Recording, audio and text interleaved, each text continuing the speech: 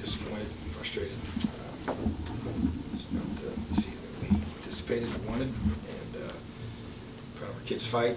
Just continue to struggle with injuries, and got some more guys out tonight during the game. Seemed like several key guys, but that's part of it. So it's been one of the themes of the year for some reason. But you know, these kids fought and battled and competed, and just didn't have enough bullets. So, questions?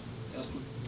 Obviously, this is a loss that puts you out of bowl contention. I guess what's your sort of approach going forward in terms of balancing, trying to get something still out of this year, and you know, sort of playing towards the future, and what does that look like? How do you strike that balance? Bottom line is we got to get ready to play next week, so it doesn't change. Got to play our best football next week. And, a lot of character in that room, a lot of guys hurting, but these guys are fighters, they're tough, and we're gonna. There's no chance this team's gonna let up. So it's just, it hurts. I mean, obviously, it's the furthest thing anybody ever thought would happen, you know, this year. But it's just, as far as to answer your question, I mean, man, talked to all the captains already before I headed in here, and there's a lot of tears in there, but there's also a lot of resolve in there. A lot of guys have given a whole lot to this program and have a lot of character to themselves, and so when you got something to you, then you know, circumstances don't dictate how hard you play and how you prepare. And therefore, I get it. I understand that the dynamics of what's at stake as far as, you know, what was lost tonight. But like you said, when you have something that is truly special, and that is your character and your toughness and your grit, your fight, that's who you are. So those things aren't determined based on circumstances. So you know, our kids are going to come back tomorrow and go back to work. So that's what I expect, and that's what I know is going to happen. Tom, then Matt Weaver.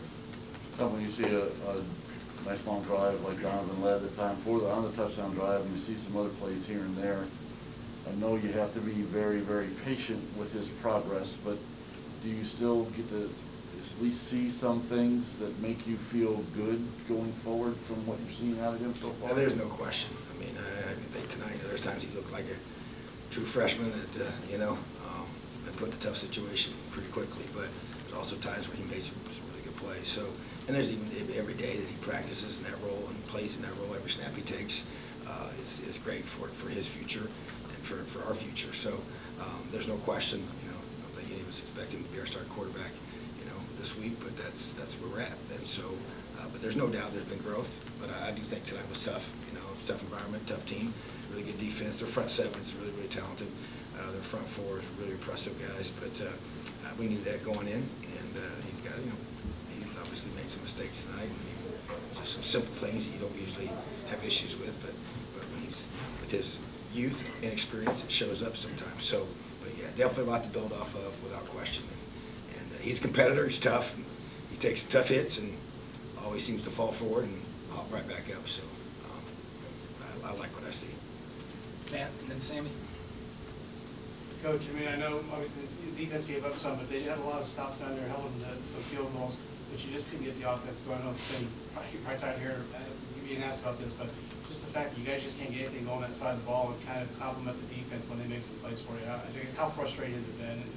Yeah, it has been. There's no question, you know, and obviously not scoring, you know, near enough points, and the defense, you know, like, and that's where, like you say, complement each other, and that's really been the frustrating thing to me, because last week, you know, offense did some good things, and then the defense didn't step up. There's no question we had some big stops tonight defensively, and the kids played super hard and competed, and you know, that last touchdown we gave up was frustrating just because it was just a mistake on bad eyes and shouldn't have given it up. You know, the long pass that led to the touchdown, but you know, but just to be able to play complementary football where offense and defense are working off each other hasn't been the case this season. It's been a real struggle for us to do that, and I guess the big reason why we haven't had the success that we expected to have too was to be able to have, you know, create takeaways on defense and playing complementary football on one side of the ball is doing certain things. But yeah, just you know, there's no doubt it's frustrating, you know, but just got to continue to battle and fight and just keep finding ways to get better. Sammy, then Mike. Coach, Peyton Hendershot at the end of the first half kind of looked animated about not going quickly on the offense. What was his frustration there? And I think in the second half, late in the third quarter, you had an exchange with Nick Sheridan. What was said there? Yeah, so, Peyton was, he wanted us to go down and chuck the ball down the field, and obviously, I think he was trying to do a good job of, it's a 10-point game at that point, and Don was a young quarterback, and just trying not to put ourselves in a bad position at that point in the game, just feeling like that we had a chance to, didn't, like to have been for maybe a 3-point game, had we not given up that previous touchdown, but at the same time felt like that we were in a position to where we were, I just didn't want us to make a mistake, right before half, and those things can happen with a young quarterback for sure. So, but the bottom line is that, when I was talking to Nick, I was trying to figure out what happened there was a snap to the quarterback that wasn't supposed to happen, and it's frustrating the fact that we had a key third down and we couldn't get the snap executed. And it was basically between the center and the quarterback, and once again, he's a young quarterback, and he said a certain verbiage that the center responded to, and so I just wanted to know why that happened. That was the bottom line with that, and so. Because that was a key third down, point in the game, just trying to make sure we stayed on the field, need to get a first down. Defense was getting some, field goals and forcing field goals and giving us a chance to stay in it, and knew that the time was running out on us to be able to have enough snaps and enough possessions left. So that's the reality of, holding guys accountable for why we didn't get that executed. Mike and then Matt Cohen. Coach, so there was a fair amount of shuffling with the offensive line. Was that injuries, looking for answers, or both? No, it was injuries, so it just, first play of the game, Luke, he didn't play, played one snap, so that wasn't expected at all, and so, but just shuffle guys from there, another guy gets dinged up, and so, yeah, that was more injuries. It wasn't trying to find some magic formula. Matt Cohen and Griffin. Donovan talked about kind of trying to find, be comfortable, and it doesn't seem to quite know yet all these ways to find comfortable, especially at a place like this. What are you working on with him to try to help him learn it? Well, I think, that there's no,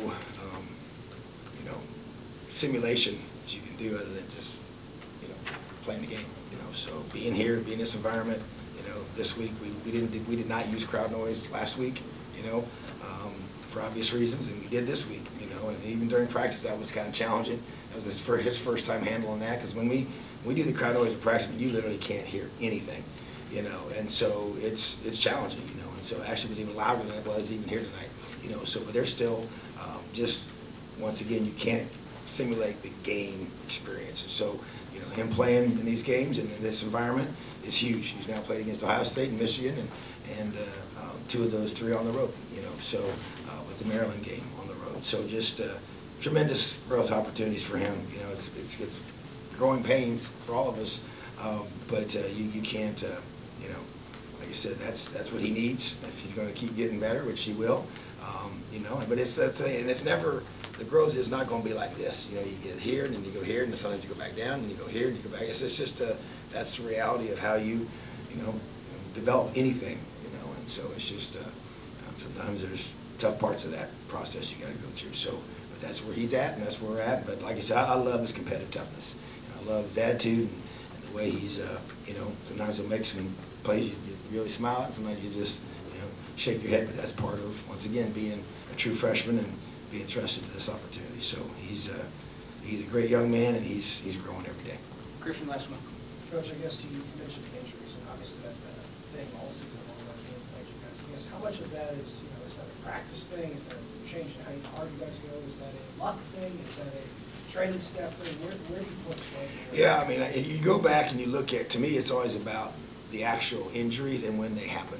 And we've had a boatload of them happen in games, and, even with, I think about, Taiwan and Reese, who we tried to get them ready this week, and it's finally got to the point where we're like, you know what, they just need to stay home and just keep rehabbing. We didn't bring them, same with Josh, he was just hobbled around, and they've all been, there's all so many ankles. And then Stephen Carter tonight, went out with an ankle, and I don't know how you prevent ankle injuries.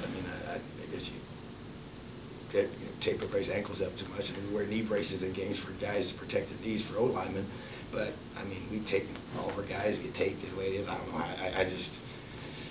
We've had a ton of foot and ankle injuries, and I don't know how you prevent those, to be honest with you. So I guess we've just been unfortunate, and we didn't have hardly any last year, and it's been the exact opposite this year. So I don't know if they do seem to come in cycles. So I guess you could say this is our opportunity, and hopefully it's theme for the year, but not gonna continue, because it's been very frustrating. But you look at it, you don't wanna ever feel like that you're missing something, you know, and our training staff will go through and we'll evaluate everything once the season's over. But as we've talked about, even as a staff, these aren't, you know, issues that have happened in practice.